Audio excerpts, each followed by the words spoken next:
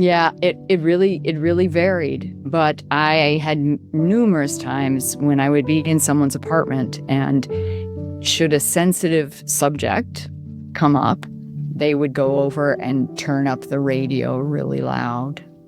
And that is an absolute truth. So I mean, I think you see that in shows like The Americans or I don't know, something, right? When they do that. But that is what people did in case their comunalcas, their apartments were bugged.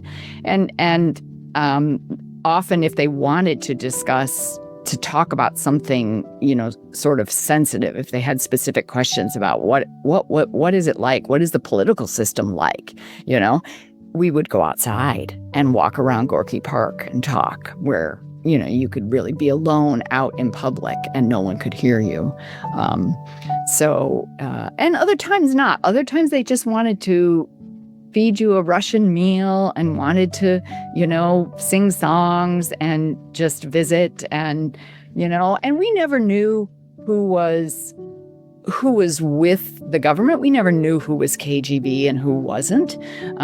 We were always ourselves careful, We did not talk about, we did not ask prying questions about their lives or things. But there were a few cases when people came right out and said things.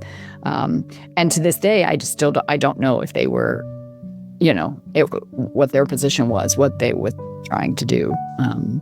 Everybody, welcome back to Living the Next Chapter, the Author Podcast. We get to meet great people. And it's interesting when people come on my show and they've had a very interesting backstory and career, and they've done some very interesting things.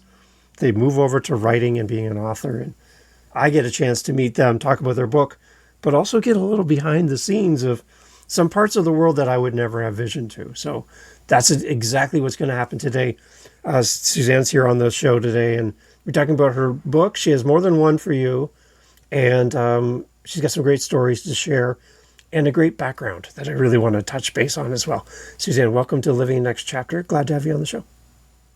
Thanks so much, Dave. It's really terrific to be here. Excellent. Let everybody know, first of all, where you are, Suzanne, this big world of ours. I'm in Portland, Oregon at the moment, which is home, but I actually live part-time in Washington, D.C. because I have family there, children and grandchildren. So I go back and forth between the two coasts. Very good. So something big is happening for you tonight, which is exciting. People are going to hear this after the fact, but they might be wait a minute, I think that was the author that I saw in the moment. Tell everybody what's happening tonight that you're really excited about. Come on. Yeah, so I'll be at Powell's World of Books, so the City of Books, the biggest independent bookstore actually in the world. That's in Portland, Oregon, downtown Portland, at 7:00 tonight, talking about The Communist Secret, my second book, but also talking a little bit about Russia under Putin, which is a favorite topic of mine. So, yeah, I'll be doing that and looking forward to it. There you go. Will there be security when you're talking about topics like this? Wow. Yeah, my kids just say, Mom, stop talking about that stuff. And I can't help myself. I mean, I'm a nobody as far as Putin is concerned. So, yeah, that's amazing. Okay, so that leads into like the obvious question. You have a background. You have been doing stuff in the past. Working in some pretty amazing locations, working with some pretty amazing people. Can you share a little bit about your career background, which kind of leads into the topic of our conversation today? Give us some background on what Yeah, it sure does, because if not for that career and actually my academic background, I wouldn't have chosen to write about the former Soviet Union in the 20th century. So it's kind of a funny story. I went to Purdue University, thinking I wanted to be an aerospace engineer because I wanted to be an astronaut, and Neil Armstrong had gone to Purdue, and I got there and hated every single class I was in. The first few weeks, and after 6 weeks I dropped out of engineering and started studying political science and Russian language. Bless my parents, they said, okay, honey, if that's what you want to do, but it was a dramatic change. I had been raised during the Cold War, right? 60s and 70s. And to me, the risk of nuclear war between the United States and the Soviet Union was one of the biggest threats to mankind. And so I thought, in my incredible optimism, well, maybe there's something I can do in that field. Maybe there's, something I can, do to help reduce that risk a little bit or make the world a little bit better. And so I went from there. While I was an undergrad, my last semester, I went to study in Moscow. Ohio State University had a program and invited students from all kinds of programs to come and study in Moscow for a semester. And that was a really that was probably the most profound turning point for me. It was a wonderful experience, first of all, to be able to speak with Soviet citizens on the street and be invited to their homes. And have them confide in you and ask you all kinds of questions about America and life and things that their government did not allow them to read or study or learn about, And the lack of individual freedom there was, I knew that. I had been studying the subject, but it's different when you're there. Yeah. And there are people who they're just, I'll never be able to go to America. They say. And of course, things changed dramatically sometime later, but that really made me want to be in the field I was in. And I was already headed to graduate school to study international relations.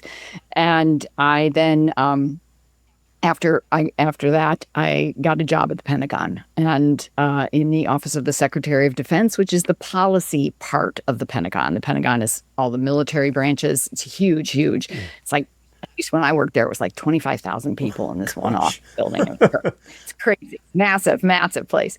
But the Office of the Secretary of Defense is a lot more civilians than military folks. And a relatively small part of the building.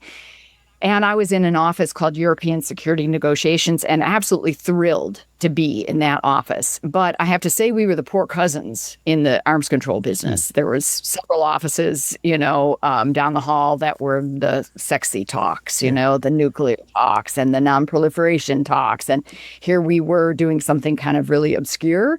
And what we were doing was, considering confidence building measures to give to lower the possibility of some kind of conflict in Europe. By what we did is we negotiated these things that you would give advance warning. Say if you were West Germany and you were sending 50,000 troops out in the field to do some kind of maneuver, or the other side would think, what the heck, right? That's a lot of troops out there, and all the alarm bells would start to go off. So we negotiated something where you would give advance warning. And it turned out to be, it was a very big deal for European countries. There were 35 countries involved in the negotiation. So all the Warsaw Pact, all the NATO, and most of the neutral and non-aligned countries. And for them, it was really important. For the U.S., it was not so important.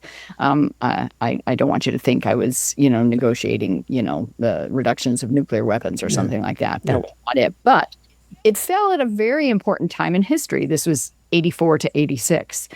So Mikhail Gorbachev is brand new, and he begins talking of glasnost, of openness. And that's exactly what we were negotiating. Nice. So it just was, when all was said and done, it was just one little step to help that process that ultimately, resulted in the collapse of the Soviet Union, and before that, the taking down the Berlin Wall. Right. So it had its little value. It did have, and it was really terrific. I mean, a terrific job. I had a wonderful time doing it and loved every minute of it. Yeah. Anything that you don't see on a public tour of the Pentagon? Is that even a thing? Can you have a public tour of the Pentagon? Wait, I don't even know. I don't even know. I haven't been back in decades, so I do not know, especially after 9/11, if any. I would be surprised if that was allowed, but I really don't know. Actually, what you see are these just massive hallways of offices. That's what it is. It's in the shape, five-sided Pentagon, right? And you have concentric rings.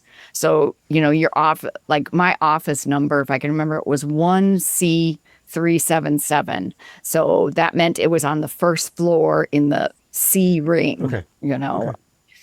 It was so the funny thing was the Pentagon, it all looked the same. It was really easy to get lost. But of course you learn very quickly where your office is. And maybe where you shouldn't be. Yeah.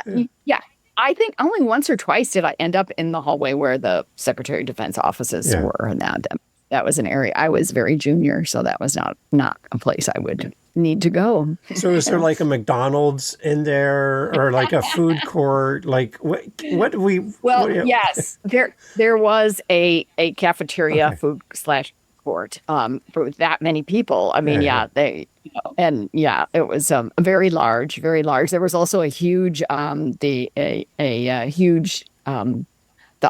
officers club, a gym. And the thing was you had to be an officer, right? And I was civilian, so I had to wait a period of time before I would get approved. And it was so great when I got that membership then and could work out there before work or at lunchtime or whatever. Yeah. And that would be that'd be a building that's busy like all the time, not a Monday to Friday 9 to 5 type thing. You know, there were mornings I would be there at 6:30 in the morning, and there are people there. You know, military folks tend to be fairly early birds anyway, so it was there were always lots of people, and I think in many offices people got out of there, at 5 o'clock. But if you're working on a policy issue and it's an important issue and there's something going on, you're on duty. So. Do you ever pinch yourself though when you first started there? Like, I can't believe I'm in this building right now. Like, when I first started, it was really exciting. I was so thrilled to be at the Pentagon. I really was. And in fact, until I left, I was. But I didn't really have the pinch me moment until I'd been there for a couple of years. So I was in this small office, as I said, European security negotiations, kind of toiling away in obscurity.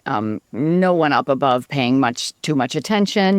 Maybe once every few months you'd have to send a memo or give a short briefing to an undersecretary, but very little was going on. The U.S. was working to establish its policies going into this conference. And I was mostly working with people from other U.S. agencies, from the Arms Control Disarmament Agency, from the State Department, the White House, etc. But what happened is that when the negotiation opened, the way the U.S. mission there in Stockholm, which is where the conference was structured, was you of course have an ambassador at the top, and he was a State Department, had been a diplomat his whole life, a fabulous guy named Robert Barry. And so he was the head of the mission. And then there was another ambassador from the Arms Control Disarmament Agency. And then the third ranking person was the representative of the Secretary of Defense. And in the case of this conference, that the person appointed to that job was he was a political appointee, so he had no background in the details at all. He had just donated a lot of money to Ronald Reagan's campaign. And this wasn't it isn't unusual now. It wasn't unusual then. This is how business is done, right?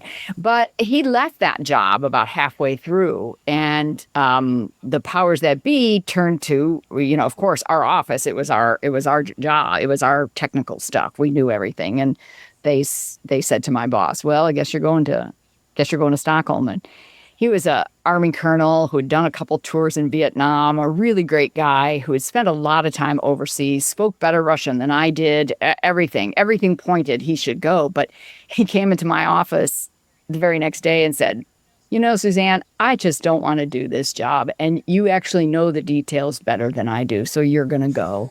And so I was 28 years old and representing the Secretary of Defense on a U.S. delegation. Wow. That was the pinch me moment, flying over there. The very first time I sat at the table, 35 people all rerepresenting different nations, and the plaque in front of me says United States of America. Wow. And there's nothing like that moment. So was and it was the negotiation was very successful in the end, and that was also just fabulous. Do you get to keep the plaque? like stick it in your bag and like, I'm taking this with me. No. I did not, but I wish I Yeah. had. But what I did do is actually, I'm going to You got show you. something to show me? Come on. Um, I didn't plan this, but this sits on a bookcase near me, and it is actually the page that I wrote most of this page in the document, in the Wow. final agreement. These signatures are all the people that I negotiated with. Really? And yeah, and I had them after it was successful. I got a copy of the document and pulled the page out and went around and got them all to sign it. Nice. And then my kids laugh and say, "But Mom, your signature's not on there." And that's the funny part. I didn't sign it. I just was in such a excitement, and then I had it laminated. So, There you go. but I know that I belong on that piece of paper. So That's just kind of a fun. there you go. I like that. So again, I haven't had anybody on my show with your background and your stories and your perspective. So this is quite interesting for me. As a Canadian listening to all this, I have no idea how this all works. And I love how you've unpacked this for us already. I'm having a podcast is like the coolest thing. I get to meet some of the most amazing people. You might not feel like it's like, it's like, yeah, it's my job. But for me, listening to this, I'm just like, that's amazing. Just sitting at that table. I think I would be overwhelmed as well. I'd be like, I can't believe it's me. I'm representing this. Like, that's amazing. Yeah, it was when I really started having to do public speaking, but it was still. I mean, I would probably say the first time I spoke at length at that conference was the scariest moment of my life. I think it's hard for me to recall another moment, and everything went fine. And then there were times I had to speak extemporaneously a lot. And when you're at an international conference and you and the Soviets are the biggest players at the table, so everyone looks to you to what is the U.S. going to say and this kind of thing. And there were a few moments where there was one moment in particular late in the conference, and the session opened, and the representative from the Warsaw Pact had already raised his hand and was lambasting the United States because we had attacked Libya, terrorist forces in Libya, and I hadn't been warned about this, and so walked into the conference cold, not knowing what had happened, and was trying to get confirmation. My British counterpart was a deputy chief of mission, much more senior than I, a great guy who really supported me, and we worked great together. And then a German army officer on my left, and I'm trying sort of to get confirmation, and I did actually. And so then I knew how I had to respond, and what I did was I just put him in his place and said, it's the height of hypocrisy for the representative of the Soviet Union, or whatever I said, to accuse the U.S. of violating international laws when you have attacked and occupied the country of Afghanistan since 1979 or whenever it was. And the room was so quiet, and afterwards it erupted, and all the Western representatives from Western countries came over to me and said, "Thank you so much," because in a negotiation, it's all supposed to be very subtle what you do and say. You don't embarrass people, and yet he had embarrassed me, and so I was going to do the same. And it was a little bit of a risky thing, but all I got, even my ambassador came to me later on that day after he heard what happened and congratulated me and said that was the right thing to do. And that's when actually my NATO colleagues gave me the nickname the Iron Maiden of Stockholm, which is such a bizarre thing. But if you lived in that era in the 1980s, you knew that Margaret Thatcher, the Prime Minister of Great Britain, was called, right? Yeah. The Iron Woman. So Iron Lady. There you go. And so they called me the Iron Maiden of Stockholm, and it was just because she was known to be super tough regarding the Soviets, and I had done the same thing. So it was a frighteningly appropriate comment and title, but it was also embarrassing a little bit. They would call me that on and off, in meetings and things, not in a session, but it was also confirmation that they thought very well of me, and that was really nice. I was 28 years old. 28. 28, the only woman, just about. There was a woman from Belgium, a long, like 30-year career diplomat, but very few women.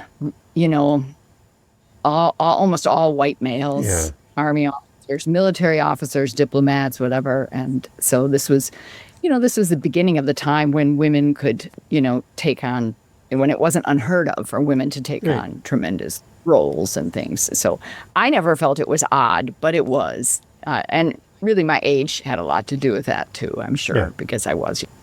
So. Wow. Okay. Anyway. So you end off your time at the Pentagon and you move forward with your life. You live your next chapter. It's the name of my show. I got to kind of slide that in there. Yeah. You move into your next chapter. Where do you go from there? And I want to kind of tie it into your writing then as an author, but what kind of facilitated the move from that to something new? How did you take the next step? I wanted to stay home and raise my children. Yeah. It was that simple. Nice. It was very simple. I had a child and in 1987, and I went back to work and I hated my life. I am not a person who, despite all the things on my plate, I want to do things well.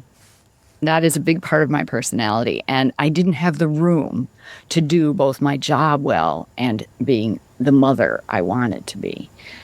So it was a shocking change for my family, my former husband, my parents even. But I think it was funny. My mother said to me, she said, in your 6 years with the Pentagon, you've done more than most people get to do in a lifetime. So she understood the change, the switch.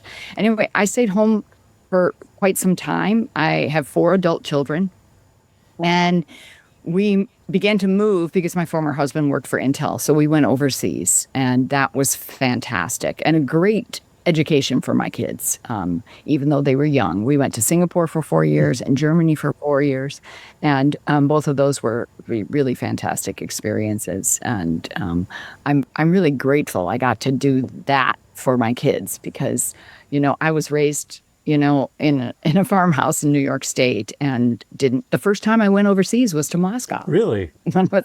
Yes, as a senior in college. Yeah, I spent a lot of time in Canada. I think my family is Canadian. My mother's was from Montreal, and I spent all my summers up in Saint-Donat de Montcalm in Quebec.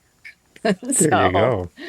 Just telling you, I have reasons to love Canada. Yeah. All Americans love Canada now, but yeah. But I loved Canada before all this started. Anyway, so I did have the opportunity to teach university part-time while I was in Singapore, and that was really fun. I had often thought I wanted to be an academic. And had been toying with the idea of, do I go get a PhD? And so I can pursue that as a career because I'm not going to go back and work for the government. And I did not do that, but I did enjoy teaching very much. And then I moved back to the U.S. with my 4 kids, and they were from 4 to 14, 4 to 13, 5 to 13 years of age.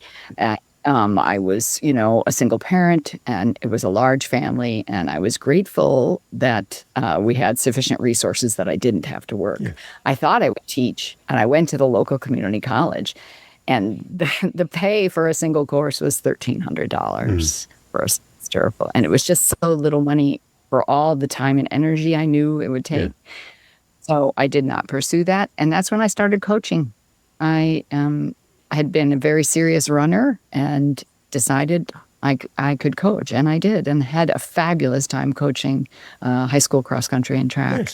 Nice. Until I felt it was time to do something else. I was in my late 50s, had thought maybe there's another act for me, and that's when I decided I wanted to start writing. Okay. So that's how I got, there you go. Got here. There's a full circle. I like that. Okay, well done, by the way. Oh, okay. I'm Sorry. following along the whole time. I'm like, okay, Yeah. the book is coming. I Yeah. know the book is coming, and here it is. So you have more than one book as well, which is exciting. Can you tell the readers that are here kind of who you're writing to, who your ideal audience is, and kind of like an overview of where you're going as an author? We'll kind of get into more about the books themselves, but if you do have like an ideal reader, an ideal audience for your books. Well, my books are historical fiction. So that is the immediate audience, right? Is if you like historical novels, this I think would be something you would enjoy. It is World War II also, which has its own particular market, I would say. Some say a very oversaturated market, but in any case, there's not a lot of World War II historical fiction written about, the former Soviet Union. There just isn't. And I think I'm very lucky because my experience allows me to write with some authenticity, that and the fact that I'm a bit of a nerd and I love to do the research, and spend a lot of time, trying to get my facts straight. But so I decided I wanted to write about World War II, and I knew immediately what I wanted to write, which was about the siege of Leningrad when the Germans blockaded the city of Leningrad. That's modern day St. Petersburg, and starved 1 million civilians to death over the course of 2.5 years. And it's this tremendous, tragedy in war history that's just very little known, especially in the U.S., and very little talked about. And yet, so I just decided that was what I was going to write. And there've been a few books written about the siege, but I wanted to write really a broad a book that would encompass all the main events of the siege. And to do that, I had to have a cast of characters. So Lost Souls of Leningrad it got really four important characters and other secondary characters. And the main characters are a grandmother and granddaughter who are trapped in the city during the blockade. And it is their struggle for survival and their struggle to maintain their humanity that is the real focus of the book. And then as I was writing that book, I realized there were other stories that I wanted to tell. And so The Communist Secret is the story of the woman in between those two women. So it is Yelena as a teenager, and it's her mother, Sophia, the grandmother, it's her daughter-in-law. And so Katya has, as the book opens, she's committed, really broken the most important rule in Soviet society, I would say. She has, which is never say anything that can be used against you. And it's still an important rule, actually, in Russia, but unfortunately. And there are terrible consequences. Her husband is imprisoned and sent to the Gulag, and she herself loses her party card and her job, and then things go from bad to worse, and all hell breaks loose because the Nazis attack the Soviet Union, and war comes to Russia. So Katya just volunteers for with a group that is going to build tank trenches to try to slow down the onrushing Germans.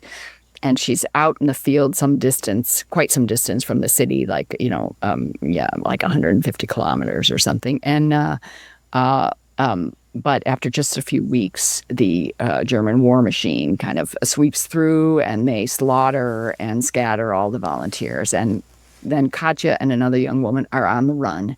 And the book is their story of their journey through war and how Katya learns to fight the Germans, although under occupation, and also how she comes to terms with her own failings.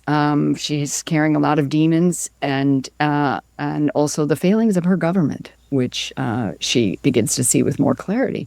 So it's a character. It's a journey of a character through war. Okay. Yeah. So that's that book. Wow. Yeah. You mentioned losing your party card. Is that what you said? So what does that mean? Excuse my ignorance. I'm not really sure how that means. Not at all. Not at all. I mean, she was a Communist Party member, a loyalist, very devoted. Now, in the Soviet Union, I don't know the exact numbers, but it was not like most people were members of the party. Okay. It was, a smaller group. Maybe it was 10 or 15%. I really shouldn't even say because someone's going to get back to you and say, no, wait.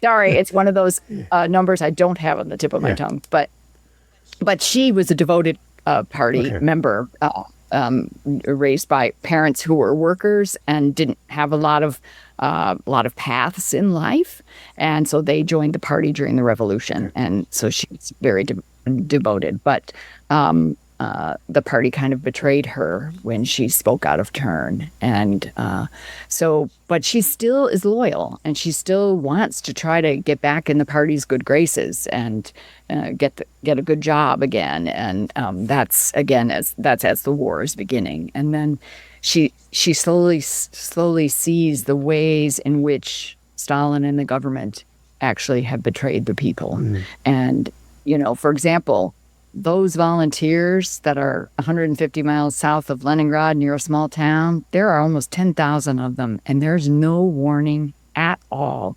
The Germans arrive and people are slaughtered, thousands and thousands of them. So it's to have no warning. And Stalin, of course, was very cut off from the early weeks of the war because he didn't believe war was coming, didn't want to believe it. And so anyway, she comes to see some of the failings of the government and of herself, and she desperately wants forgiveness, really, from her family, from her husband especially, and so it's a redemption story too. Well, part of my wife's family's history is in Holland during World War II. My father-in-law was a child during World War II, and the Germans coming through Holland. He remembers hiding U.S. pilots shot down in his farmer's field for the farm that he grew up on, hiding under his bed as a child, and the Germans banging on the front door to get in to capture these pilots. There's no pilots here, they would say. But he remembers all of these stories and the impact, firsthand knowledge of what had happened. His dad captured by the Germans, escaped from German custody, stole a bicycle from the Germans and took off. like stories like that. And like, what? Yeah. Like, you forget. The bravery, right? The bravery of average, we would say average citizens. I think human beings are so, yes, complicated, but amazing too, that, when faced with some kind of, horror, to take in enemy pilots, well, you would just be shot for doing that, just like people who took in, Jewish families or neighbors or whatever to hide them, right? And I think I wanted to capture a little bit of that, of ordinary citizens who would stand up, and the Netherlands, right? This part of Russia was occupied, and so the rules are a little different in occupied territories and things, but they are harsh nonetheless. They were harsh nonetheless, So that's amazing about your father-in-law. Yeah. Just astounding. Right. Wow. Has someone written his story? We have a family documented story. Family members combined all the different stories from all the family members and created a book for the family. It was published to the community, like out to the world, but it's made for us. And it's got news clippings and, it's something just made for each of the family members, which is quite unique, very special for us to have, right? Yeah, that's really, really terrific. Right. When you went to Russia the first time and you had time with citizens, how open in that environment are they to speak with you? Is like you talked about, never get caught by saying what you said, and that kind of belief in Russia. Like, were people really open with you as an American citizen on their territory? Were they a little caged, a little cautious, talking around you, but still wanting to tell their story? Yeah, it really varied, but I had numerous times when I would be in someone's apartment, and should a sensitive subject come up, they would go over and turn up the radio really loud. And that is an absolute truth. So I mean, I think you see that in shows like The Americans or I don't know, something, right? When they do that. But that is what people did in case their comunalcas, their apartments were bugged. And often if they wanted to talk about something, sort of sensitive, if they had specific questions about what is it like? What is the political system like? We would go outside and walk around Gorky Park and talk where, you could really be alone out in public and no one could hear you. And other times not. Other times they just wanted to feed you a Russian meal and wanted to, sing songs and just visit and we never knew who was with the government. We never knew who was KGB and who wasn't. We were always ourselves careful, we did not talk about, we did not ask prying questions about their lives or things, but there were a few cases when people came right out and said things. And to this day, I don't know if they were, what their position was, what they were trying to do. Yeah. Because you would have to be careful on what you do, where you go. And did you at that time, being that age, did you have any sense of kind of the global? Because then you come back in a totally different form later on. Yeah. But at that age, did you have any concept of what this kind of meant in the moment to be talking to these people and have this audience? I think not. I think at that point in time, I was not very looking far into the future. And I had no sense or idea that, it was, so Brezhnev died and then they had, Andropov, and he died after a year and something, and then Chernenko, and he died after a year. So they went through a series of leaders from the, I forget when Brezhnev died, from the, I want to say late 70s through the early 80s, until they got to Gorbachev.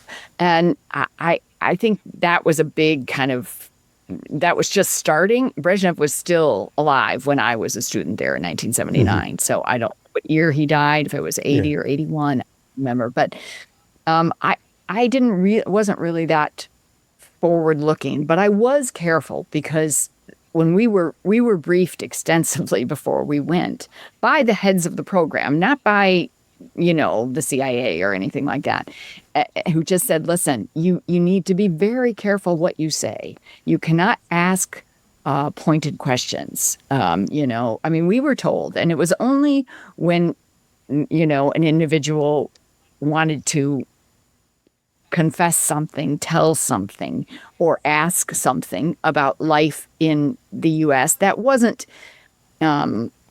necessarily controversial, but still might get them in trouble, that we would do that outside and that kind of thing.